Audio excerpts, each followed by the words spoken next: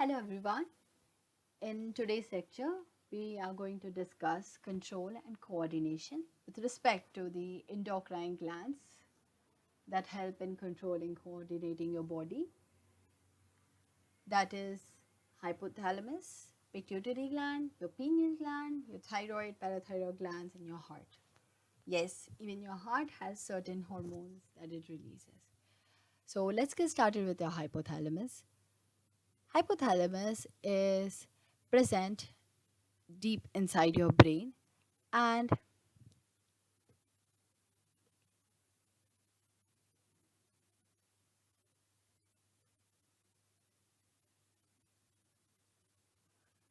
and we all know that a zygote forms a blastula and then it undergoes gastrulation to give rise to three germ layers. Now these three germ layers are your ectoderm, your mesoderm and your endoderm, and a few cells which are going to form your sperm and your egg. अब ये जो ectodermal layer है, ये layer आपके central nervous system बनाने में help करता है. एक्चुअली ये पूरा सेंट्रल नर्वस सिस्टम बनाता है and your hypothalamus is a part of the central nervous system. Hence your hypothalamus is form from your ectoderm. ये आपके ब्रेन के बिल्कुल अंदर डाइएंसेफेलॉन के फ्लोर पे लोकेटेड है, जिसके कनेक्शन में पिट्यूटरी ग्लैंड भी प्रेजेंट होता है.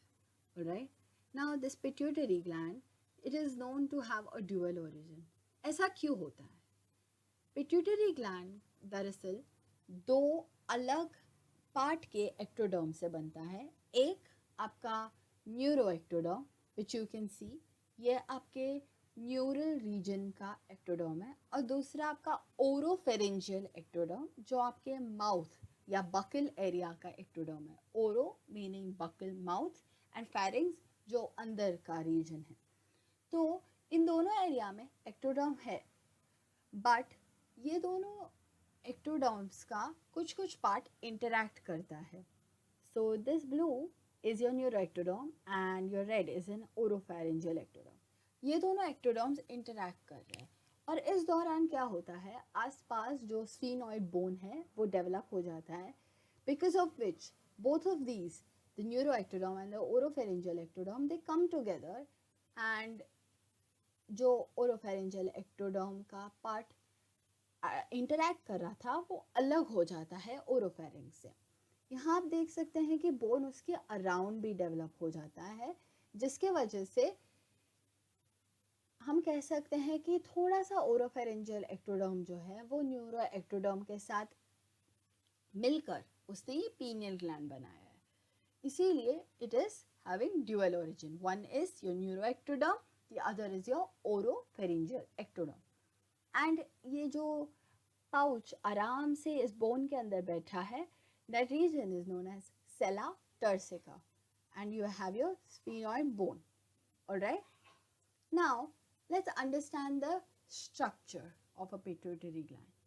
If you can see, we have two major regions which are present, that is your neurohypophysis and your adenohypophysis. Your adenohypophysis is the one जो तुम्हारे ओरोफेरेंजियल एक्टोडर्म से आया है.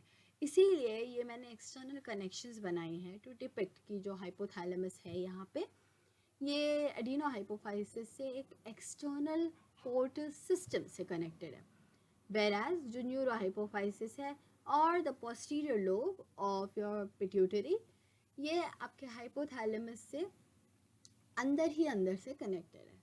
ठीक है.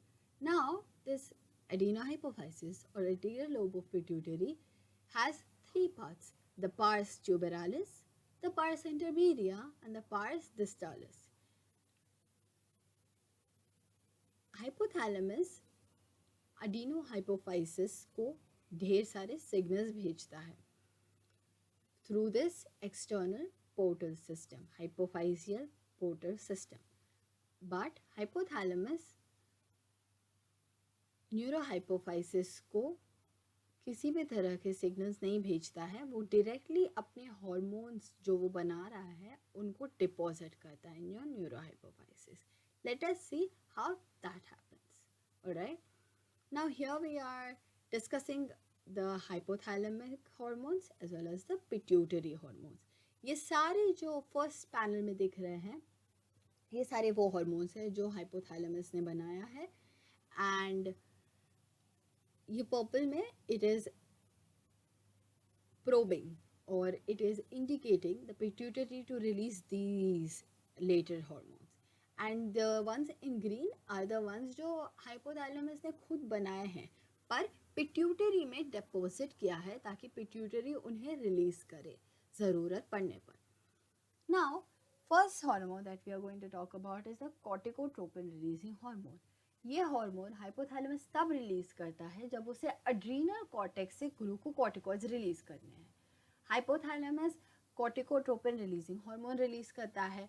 एंटीरियर पिट्यूटरी ग्लैंड उस हार्मोन को एक सिग्नल की तरह लेता है कि वो एड्रीनो कॉर्टिकोट्रोपिन हार्मोन रिलीज करे जो एड्रीनल कॉर्टेक्स को कहेगा कि चलो अब ग्लूकोकॉर्टिकॉइड्स को रिलीज करे.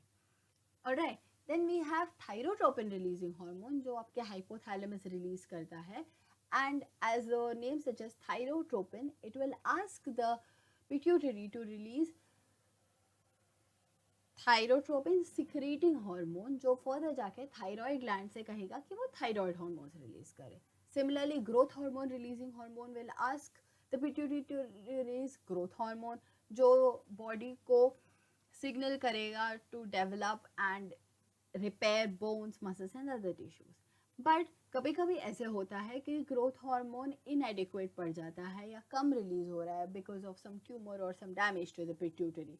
और जब बच्चों में ऐसे होता है it is known as dwarfism क्योंकि बच्चे के बोन्स और मसल्स ठीक से डेवलप नहीं होते हैं जिसकी वजह से उनकी ग्रोथ स्टंटेड रह जाते हैं and hence it is known as dwarfism, growth hormone deficiency.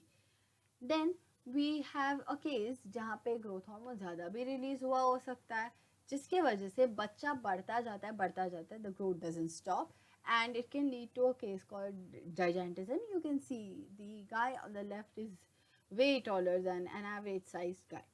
Alright, and then we have another case जहाँ पे adults में suddenly growth hormone ज़्यादा release होने लगा and that could lead to acromegaly जिसकी वजह से बॉडी के अलग अलग टिश्यूज और बोन्स डिफॉर्म हो जाते हैं. Alright, then we are coming back to the hypothalamus. Here we are talking about prolactin releasing factor. Hypothalamus जब prolactin releasing factor release करता है पिट्यूटरी को सिग्नल मिलता है कि उसे prolactin release करना है यानी अब lactation होगा. Now we need to start producing milk in our mammary glands. But there will be a time where you have to stop releasing prolactin. जब दूध की ज़रूरत नहीं है, जब lactation नहीं करना है, तब हाइपोथैलेमस रिलीज करेगा प्रोलैक्टिन इनहिबिटिंग हार्मोन जो प्रोलैक्टिन को पिट्यूटरी को कहेगा कि अब प्रोलैक्टिन रिलीज नहीं करना है जिससे कि लैक्टेशन यानी मिल्क प्रोडक्शन रुक जाता है. Then we have gonadotropin releasing hormone. Gonads are your sex organs and gonadotropin releasing hormone will indicate your pituitary to release follicle stimulating hormone, luteinizing hormone or interstitial cell stimulating hormone in males to produce testosterone, to produce estrogen, to develop ovarian follicles, to develop seminiferous tubules. In fact, luteinizing hormone in females will help form the corpus luteum and release progesterone to maintain pregnancy. And interstitial cell stimulating hormones in males will stimulate the male gonads to secrete testosterone to maintain masculine characters. Alright, then we have a region called pars intermedia जिसके बारे में हमने बात की थी. This pars intermedia is responsible to release melanocyte stimulating hormone. ये humans में बहुत ज़्यादा फंक्शनल नहीं दिखता बट एम्फीबियंस में it is known to cause pigmentation. Right, now that we have completed adenohypophyseal hormones जो हाइपोथैलेमिक कंट्रोल में थे और पार्स इंटरमीडिया के hormones, we come to posterior lobe of pituitary gland और the neurohypophysis. ये जैसे मैंने कहा, हाइपोथैलेमस एंटी डायूरेटिक हार्मोन और ऑक्सीटोसिन बनाएगा, पर वो उसको न्यूरोहाइपोफाइसिस में स्टोर करेगा। न्यूरोहाइपोफाइसिस क्या करेगा, जब इट विल रियलाइज कि बॉडी में मुझे स्मूथ मसल कॉन्ट्रैक्शंस करवाने हैं, तब वो ऑक्सीटोसिन रिलीज करेगा in females for child birth और to release milk from the mammary glands, and males में for release of sperms. Whereas anti diuretic hormone तब रिलीज होता है जब हमें पानी ढेर सारा रीएब्जॉर्ब करना है। डायूरेसिस का मतलब होता है पानी रिलीज करना, एंटी डायूरेसिस यानी पानी का रिलीज रोकना या उसको रीएब्जॉर्ब करना, बिकॉज बॉडी में पानी की कमी है। तो anti diuretic hormone will help in reabsorption. और अगर ये एंटी डायूरेटिक हार्मोन काम नहीं करता है, बहुत ज़्यादा यूरिनेशन होता है, बहुत सारे इलेक्ट्रोलाइट्स लॉस्ट होते हैं, and that situation is called as diabetes insipidus, and इसमें एटलीस्ट 10 टाइम्स ज़्यादा पानी लॉस होता है। और ये डिस्टल कॉन्वोल्यूटेड ट्यूब्यूल जो नेफ्रॉन का एरिया है, वहाँ पे पानी सबसे ज़्यादा रीअब्जॉर्ब करता है। इसके वजह से कभी कभी ये यूरिन का आउटपुट भी कम कर देता है, correct, because it is reabsorbing water. And इस this hormone also works on your blood vessels. ये उनको कंस्ट्रिक्ट कर देता है, उनको छोटा कर देता है, विच मीन्स उसके अंदर से ब्लड फ्लो होना थोड़ा मुश्किल होता है, जिसकी वजह से ब्लड प्रेशर बढ़ता है। Hence it is also known as vasopressin. Alright, now let's come to our circadian rhythm. So हम सबका एक अपना बॉडी क्लॉक है। हमारे बॉडी के प्रोसेसेस सनलाइट और डार्कनेस पे बेस्ड एडजस्टेड है, पर हम कभी कभी ओवरनाइट जाग कर आर्टिफिशियल लाइट्स में रह के we tend to cause chaos in this. Like for example 9 o'clock को अराउंड मेलेटोनिन सिक्रेशन स्टार्ट हो जाना चाहिए, सुबह के 7:30 तक होता है, but if you are sitting at around 2:30 AM under artificial light doing your assignment, all of this goes for a toss. So it doesn't happen if you do it once, but over time it has been shown that body clock readjusts itself. Alright, पर ये होता कैसे है, आपके body को पता कैसे चलता है कि अभी रात है या अभी दिन है? That is done by your pineal gland. ये पीनियल ग्लैंड है तो काफ़ी अंदर ब्रेन के, बट ये तुम्हारे ऑप्टिक नर्व से या आईज से जो नर्व जाता है उससे कनेक्टेड होता है, जिससे उसे पता चल जाता है कि किस समय रोशनी गिर रही है आप पे और किस समय नहीं। It releases melatonin which is also known as your sleep hormone, जिससे आपको नींद आ जाती है। Alright, then we come to the largest endocrine gland in your body, known as the thyroid gland. Thyroid दो lobes में present होता है, and उसे जो connect करता है it's known as isthmus. Alright, तो thyroid अंदर से कुछ इस तरह से दिखता है. It has these follicular cells which have a colloidal matrix inside, and parafollicular cells which are present in between. Alright, now let's just say each of these is a follicular cell. अब ये follicular cell जो है ये खुद thyroid hormone बनाते हैं। वो कैसे? वो ब्लड में से आयोडाइड के आयन्स लेते हैं, उसका आयोडीन बनाते हैं, फिर वो आयोडीन को टायरोसिन के साथ कंबाइन करके थायरोक्सिन बनाते हैं। So if it is forming T3, it is known as tri iodothyrotropin. और अगर T4 यानी 4 आयोडीन के मॉलिक्यूल्स है इसमें, it is known as tetra यानी 4 आयोडोथायरोट्रोपिन। अब मुझे बनाना तो आ गया, मैंने तो बना लिया थायराइड हार्मोन्स, ये फॉलिकुलर सेल्स से स्टोर भी करेंगे। और जब पिट्यूटरी को सिग्नल मिलेगा हाइपोथैलेमस से कि थायरोट्रोपिन रिलीजिंग फैक्टर रिलीज हुआ है, अब थायरोट्रोपिन स्टिमुलेटिंग हार्मोन रिलीज करो, pituitary will release thyrotropin stimulating hormone, जो फॉलिकुलर सेल्स को इंडिकेट करेगा कि चलो अब बॉडी में थायराइड हार्मोन्स की ज़रूरत है, and thyroid hormones will be released into the blood. So that is how you have a feedback mechanism here. All right. अब इसमें भी because this is a very important hormone, ये आपका metabolism control करता है।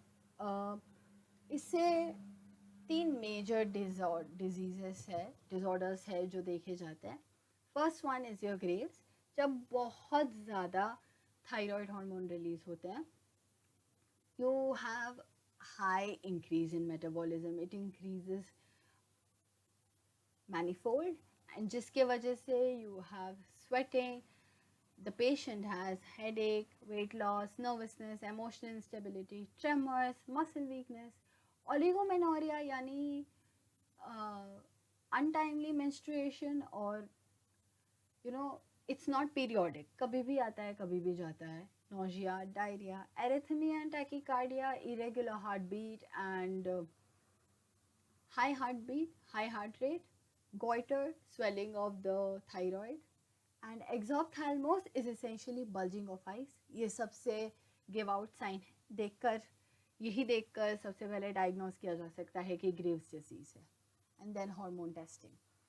देन अगर hypo यानी less release of thyroid hormones हुआ, it can lead to cretinism in young children, because thyroid ठीक से रिलीज नहीं हो रहा है, हमने थायरेक्टमी की है फॉर सम रीजन, तो वो specific bulging of tongue, stunted growth, reduced growth, functioning कम हो जाती है, because it is responsible for your metabolism. Metabolism is what helps in providing nutrition to every part of your body, in removing waste and all of that. And then अगर adults में होता है तो जो extremities है, you will start noticing them there, like hair dry हो जाता है, coarse हो जाता है, कम हो जाता है, eyebrows पतले हो जाते हैं, आइस के अराउंड इडीमा यानी स्वेलिंग हो जाती है, पानी जमा हो जाता है वहाँ पे, फेस डल और पफी सा लगने लगता है, बिकॉज रिपेयर नहीं हो रहा है स्किन और body, right, and it is known as myxoedema in adults and cretinism in children, and Graves' disease when there is hyperthyroidism, release of high amount of thyroid hormones. All right, so now here we're done with those three disorders, and goiter is a natural swelling of the thyroid gland. All right, ये यहाँ पे एक nodule swell हुआ, इसीलिए single nodular, and multi nodular when almost whole of the gland is swollen. तो कभी कभी iodine की डेफिशिएंसी की वजह से होता है, at which we administer them fortified salt and all of that, but sometimes it becomes really out of control and we really need to do a thyrectomy, जहाँ पे थायराइड ग्लैंड को निकाल दिया जाता है, जिसके वजह से ये सब बीमारियाँ होने लगती हैं. All right, then we also have parathyroid glands, जो 4 हैं, बट वो दो दो के पेयर्स में रहते हैं, एक लोब थायराइड का और 2 parathyroid glands, so 1 pair on one lobe of thyroid and another pair on the other lobe of thyroid. अब पैराथायरॉयड ग्लैंड्स जो है, दे रिलीज पैराथॉर्मोन, इसको कॉलिप्स हार्मोन भी कहते हैं. They are osteoclastic in nature. Now what does that mean? वो क्या करते हैं कि वो कैल्शियम को, आपके बोन्स में बहुत सारा कैल्शियम है, राइट, एंड आपके बॉडी के बहुत सारे मेटाबॉलिक प्रोसेसेस को भी कैल्शियम की बहुत ज़्यादा ज़रूरत है. अब समझो ब्लड कैल्शियम लेवल गिर गया beyond below a certain threshold. So what does parathormone do is it takes some calcium, not a lot, takes some required amount of calcium from the bones and it deposits into the blood. तो normal functioning होने लगती है. But अगर यही चीज़ अगर बहुत ज़्यादा होने लगी और बिकॉज बहुत ज़्यादा पैराथॉर्मोन है, because of hyper secretion of parathormone or collapse hormone, it can lead to demineralization, क्योंकि हमने बहुत सारा निकाल दिया, जिसके वजह से ऑस्टियोपोरोसिस हो सकता है, यानी पोरस बोन्स में लिटरली पोर्स जैसे दिखने लगता है because of deficiency of calcium. ये पोस्ट मेनोपॉजल वीमेन में बहुत ज़्यादा देखा जाता है. एंड देन अगर बहुत कम रिलीज हुआ पैराथॉर्मोन, तो पैराथायरॉयड टेटनी होने लगता है.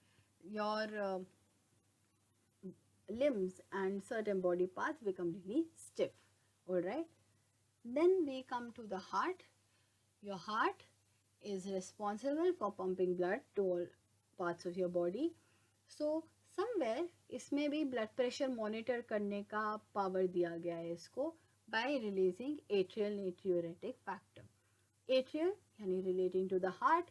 Natriuretic में यूरेटिक is pertaining to your urine or your excreta, and natri में Na is indicating your sodium levels. Alright, so what happens is जब बहुत सारा salt है तुम्हारे blood में, तो it can lead to a increase in blood pressure which can be harmful for your body.